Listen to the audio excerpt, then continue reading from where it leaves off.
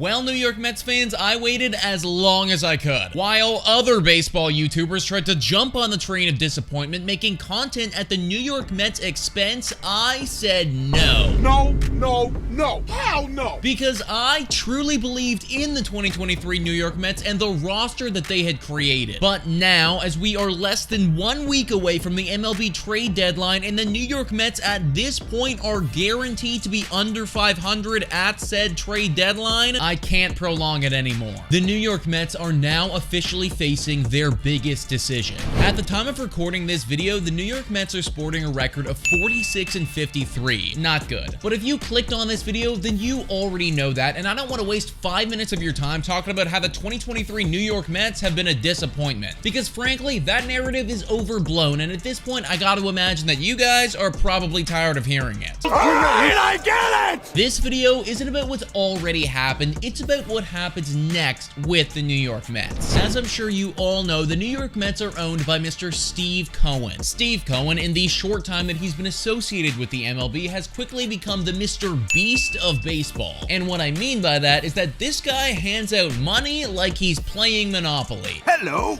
I like money. Now, as a baseball fan in general, having Steve Cohen join the scene has honestly made free agency and trade deadline times exciting as hell. In the back of your mind, you always know that Uncle Steve could be cooking up some crazy blockbuster move that would send shockwaves throughout the MLB. This has pretty much always been the case until right now. This 2023 MLB trade deadline is the first time in a long time that we're going to see the New York Mets not be one of the biggest buyers on the market, and in fact, potentially even be sellers. No! God! No! Now, because we've never really seen the New York Mets operate as sellers under Steve Cohen, no one has any idea what they're gonna do. But if they do decide to go the route of selling, then they have a lot of pieces that other baseball teams would absolutely want to trade for. David Robertson, Mark Canha, Tommy Pham, Carlos Carrasco, those are just a few names that come to mind when you're thinking about dudes that could immediately get some prospects in return.